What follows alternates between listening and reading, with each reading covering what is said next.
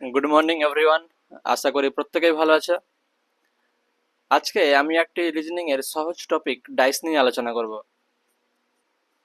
মূলত রিজনিং এর প্রত্যেকটা টপিকই অনেকটাই সহজ, খুব কম সময় পড়ে ভালো নাম্বার তোলা যায়। এবং যে সমস্ত অ্যাসপিরেন্টরা বিভিন্ন কম্পিটিটিভ পরীক্ষায় বসে, সেখানে 25টি কোশ্চেন থাকলে প্রত্যেকে অ্যাভারেজ 17 থেকে 20টি কোশ্চেন অ্যাটেম্প করে। সেখানে তোমরা যদি 24 থেকে 25টি কোশ্চেন অ্যাটেম্প করে আসতে পারো এবং সেটি ঠিক হয়, তবে তোমরা কিন্তু সেই কম্পিটিশনে অনেকটা এগিয়ে থাকবে। এবং রিজনিংয়ে 25-এ 25 পাওয়া খুব একটা দুঃসহ ব্যাপার না। অনেকেই 25-এ 25 পেয়ে থাকে, এবং সেটার জন্য কি স্ট্র্যাটেজি দরকার, কিভাবে পড়াশোনা করবে, সেটি আমরা ক্লাসে আলোচনা করব। আমরা মূলত রিজনিং শিখব চারভাবে। প্রথমে আমি ক্লাসে কনসেপ্ট আলোচনা করব, এবং ক্লাসে কিছু প্র্যাকটিস করতে দেব তোমাদের, ক্লাসে ডাউট নেব। তারপর ক্লাসে যে কনসেপ্টটা করানো হবে সেই কনসেপ্টের ভিত্তিতে আমি তোমাদের হোমওয়ার্ক দেব কিছু।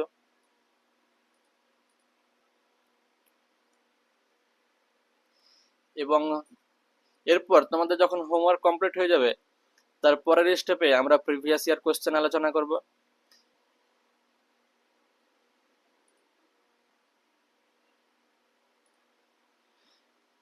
এবং এরপরে আমরা মক টেস্টের মাধ্যমে শিখব।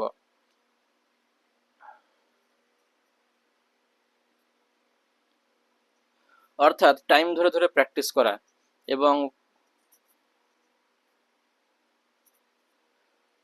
ফুল মকের সঙ্গে যখন আমরা প্র্যাকটিস করব, তখন আমরা বুঝতে পারবো এই সেকশনটিতে কতটা টাইম লাগছে। আমাদের যথাসম্ভব চেষ্টা করতে হবে রিজনিং যত কম সময়ে পারা যায় করার, কারণ এখানে তোমরা টাইম বাঁচাতে পারলে তোমরা ম্যাথ এবং ইংলিশের মতো কঠিন সাবজেক্টগুলোতে বেশি টাইম দিতে পারবে।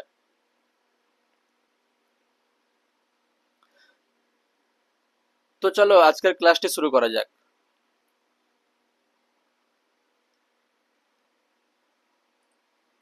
ডাইস বা লুডোর ছক্কা আমরা প্রায় প্রত্যেকেই দেখেছি, এবং আমরা সবাই হয়তো লুডো খেলেছি। প্রথমে এর স্ট্রাকচার সম্বন্ধে জানব।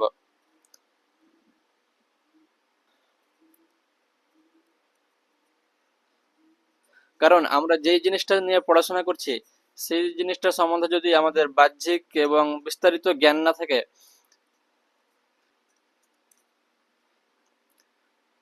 তবে আমাদের প্রশ্নের উত্তর খুঁজতে অনেক অসুবিধা হবে।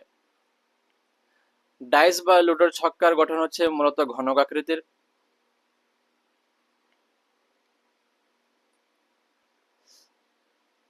যেখানে আমরা দেখতে পাই 6টি সারফেস বা পৃষ্ঠ থাকে, এবং 8টি কোণ পাওয়া যায়, এবং বাহু থাকে 12টি।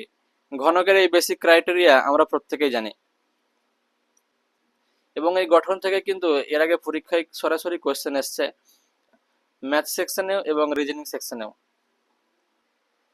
আমরা ক্লাসে যে সমস্ত রিজনিং নিয়ে আলোচনা করব, বা পরীক্ষায় যে সমস্ত ডাইসের কোশ্চেন আছে,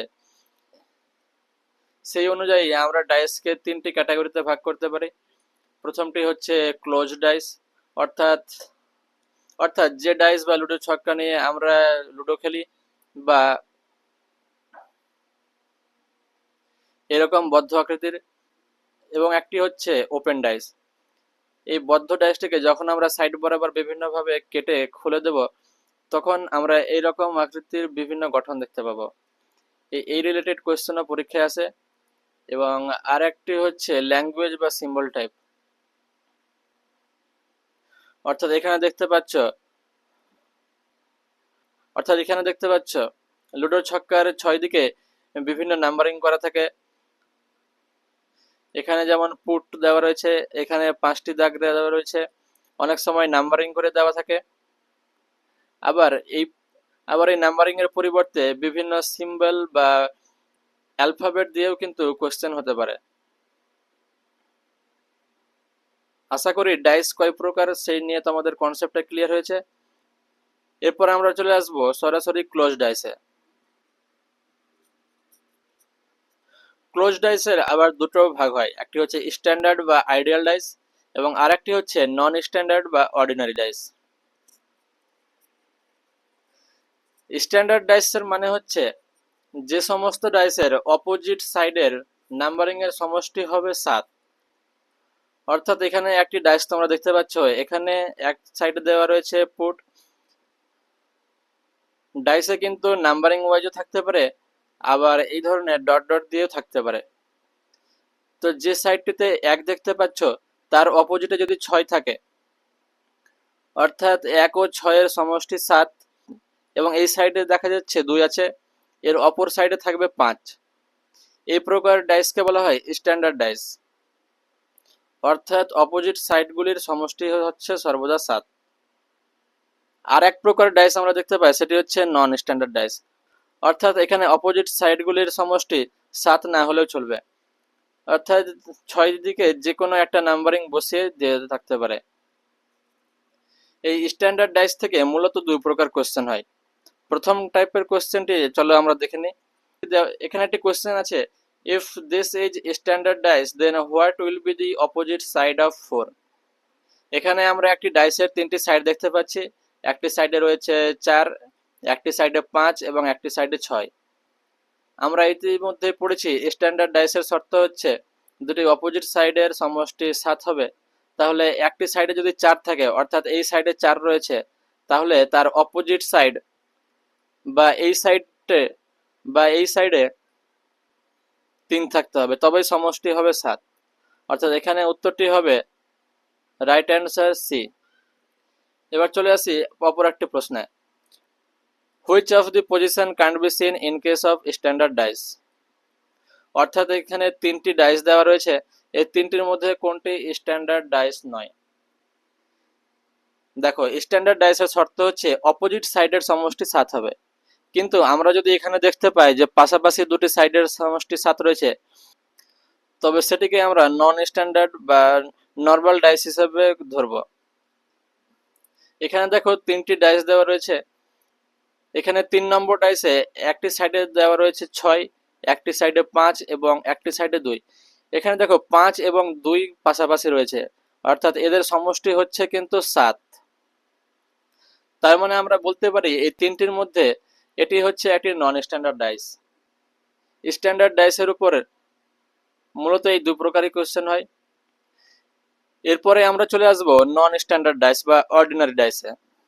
নন স্ট্যান্ডার্ড ডাইসে বা অর্ডিনারি ডাইসে মূলত তোমাদের দুটি ডাইস দেওয়া থাকবে, দুটি নয়, একটি ডাইস দেওয়া থাকবে, কিন্তু তার 2 রকম পজিশন দেখানো থাকবে, এবং সেই ভিত্তিতে তোমাদের একটি সাইডের অপোজিট সাইডটি বার করতে হবে। এবং এই অপোজিট সাইড বার করার একটি নিয়ম আছে। নিয়মটি কি? এখানে দেখো একটি ডাইসের দুটি পজিশন দেওয়া আছে, এবং এবং এই রুলটি আমরা তখনই অ্যাপ্লাই করব যখন দুটি পজিশনের মধ্যে যে কোনো একটি সাইডে একটি আমরা কমন নাম্বার দেখতে পাবো। এই দুটি ডাইসের মধ্যে কমন নাম্বারটি কি আছে দেখো, এখানে 4 রয়েছে কমন দুটি ডাইসের পজিশনে। এই পরিস্থিতিতে আমরা কি করব, 4 নাম্বার থেকে শুরু করে ঘড়ির কাঁটার দিকে বাকি নাম্বারগুলি কিভাবে রয়েছে পরপর সেটি লিখব। অর্থাৎ এখানে প্রথমে রয়েছে 4 এবং ঘড়ির কাঁটার দিকে যদি আমরা এগোতে থাকি বা ক্লকওয়াইজ এগোতে থাকি, তার পরের নাম্বারটি হচ্ছে 2 এবং তার পরের নাম্বারটি হচ্ছে 1। এটিকে আমরা পাশাপাশি লিখলাম। এবং দ্বিতীয় ক্ষেত্রে আমরা সেম ভাবে এগোবো ঘড়ির কাঁটার দিকে। প্রথমে 4, তারপরে 5 এবং তারপরে আমরা পাচ্ছি 6 নাম্বার। এটিকে আমরা পরপর লিখে দিলাম। এটিকে আমরা উপর নিচে করে লিখব, এবং 4 আমরা কমন দেখতে পাচ্ছি। এরপরে যে নাম্বারগুলো থাকবে উপর নিচ করে, অর্থাৎ 2 উপরে এবং 5 নিচে, অর্থাৎ 2 এর অপোজিট সাইড হচ্ছে 5 এখানে, এবং 1 এর অপোজিট সাইড হচ্ছে 6। এইভাবে আমরা সহজেই অপোজিট সাইড বার করতে পারবো। অন্য একটি এক্সাম্পল নেওয়া যাক। এখানে দুটো ডাইস দেওয়া রয়েছে, এক সাইডে প্রথম ডাইসের এক সাইডে হচ্ছে 2, 6 এবং 5, এবং অপর ডাইসটিতে হচ্ছে 1, 5 এবং 4। এই দুটি হচ্ছে একটি ডাইসের দুটি ভিন্ন position.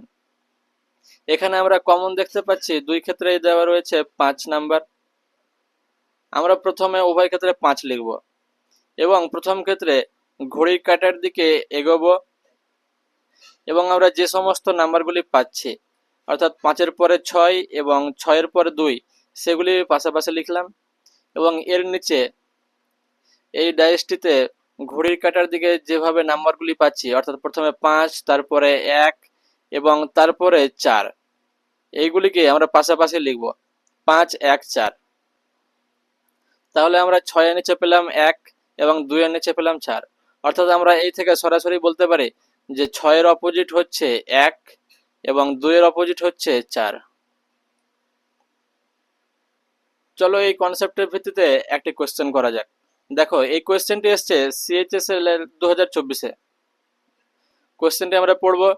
6 numbers 1, 2, 3, 4, 5 and 6 are written on different faces of a dice.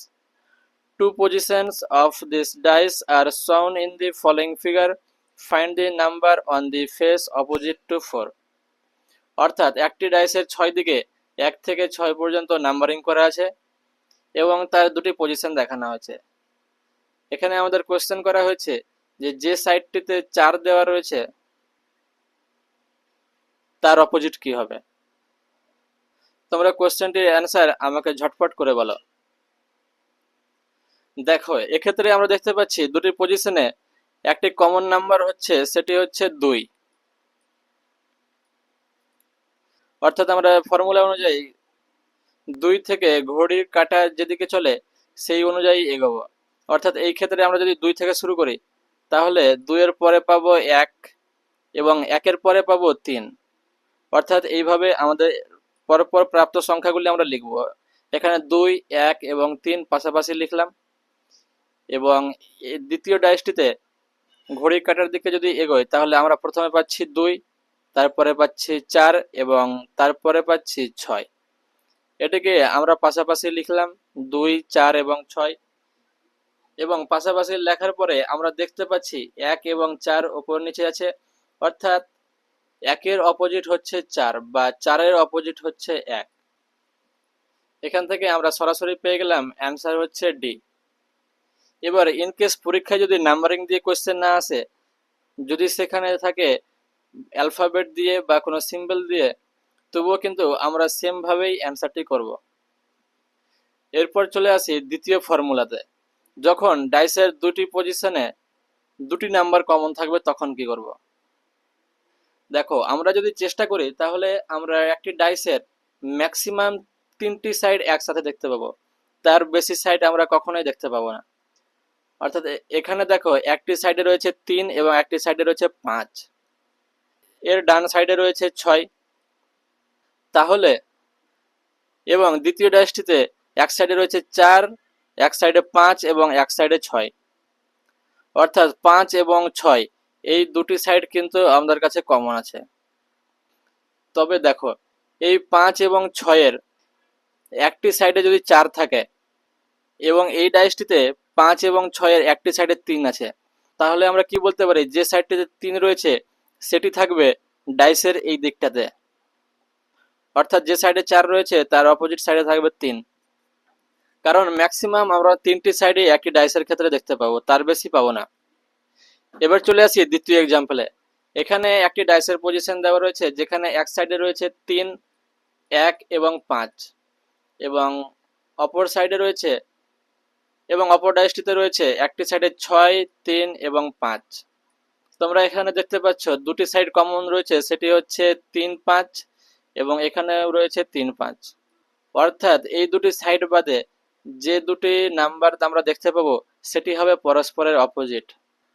অর্থাৎ আমরা যদি এখানে লিখি 3, 5, 1 এবং দ্বিতীয় ডাইসটির ক্ষেত্রে 3, 5 এবং 6, তাহলে আমরা বলতে পারবো 1 এবং 6 হচ্ছে পরস্পরের অপোজিট। আমরা যে ফর্মুলাটি এখন শিখলাম সেই ফর্মুলার ভিত্তিতে সরাসরি একটি প্রশ্ন তোমরা আমাকে এখন করে দেখাও। সেটি হচ্ছে এই প্রশ্নটি। Two different positions of the same dice are shown, the 6 faces of which are numbered from 1 to 6. Select the number that will be on the face opposite to the one shown 1.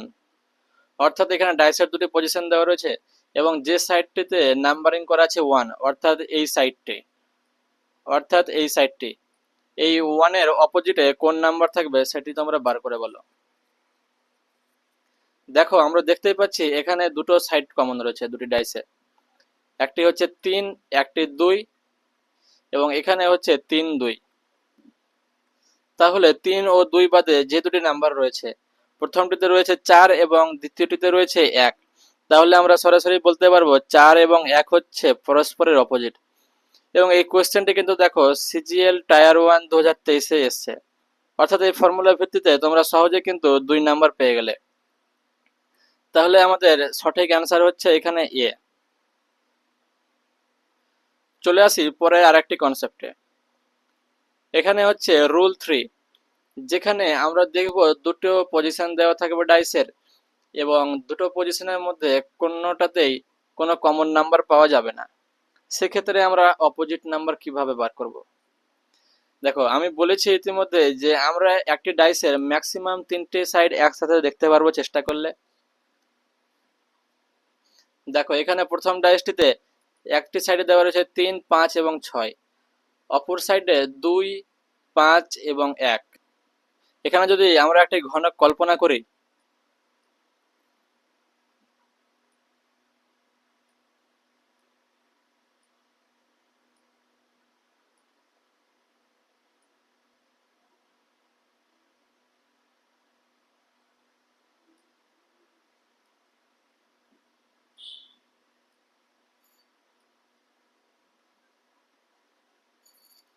তাহলে আমরা দেখতে পাবো, ধরো এখানে যে কোনো একটি angle না, আমরা যদি এই অ্যাঙ্গেলটা নিই এবং আমরা এই সাইড থেকে দেখার চেষ্টা করি, তাহলে আমরা ম্যাক্সিমাম 3টি সাইড দেখতে পাবো। প্রথমটি হচ্ছে এই সাইডটি এবং এই সাইডটি এবং এর এই সাইডটির সাইডে ওই পাশটায় যে সাইডটি রয়েছে সেইটি, অর্থাৎ 3টি সাইড দেখতে পাবো। এবং আমরা যদি এই সাইড থেকে দেখার চেষ্টা করি, তাহলে আমরা কোন 3টি সাইড দেখতে পাবো? এই সাইডটি এবং নিচের সাইডটি এবং এদিকে ডান দিকের সাইডটি। অর্থাৎ আমরা দেখতে পাচ্ছি, এখানে তোমরা লক্ষ্য করো, প্রথমে যখন এই সাইড থেকে দেখছি তখন যে 3টি সাইড দেখতে পাচ্ছি এবং পরে যখন এই দিক থেকে দেখছি তখন যে 3টি সাইড দেখতে পাচ্ছি সেই 3টি সাইড কিন্তু কমন নেই। তাই এই সাইডগুলিকে যদি নাম্বারিং করা যায় তবে আমরা কোনো কমন নম্বর পাবো না। সেই মতোই দুই বিপরীত কোণ থেকে দুভাবে ডাইসটি দেখা হয়েছে এবং নাম্বারিং করা হয়েছে। সেক্ষেত্রে আমরা অপোজিট নাম্বার কিভাবে বার করব? এই ক্ষেত্রে ফর্মুলা হচ্ছে top to top, near to near এবং ফার টু ফার। অর্থাৎ ডাইস দুটিকে পাশাপাশি রেখে আমরা দেখব ওপরের যে দুটি নাম্বার রয়েছে, অর্থাৎ এখানে ওপরে রয়েছে 3 এবং এখানে রয়েছে 2, তাহলে আমরা বলবো সরাসরি যে 3 এবং 2 হচ্ছে পরস্পরের অপোজিট।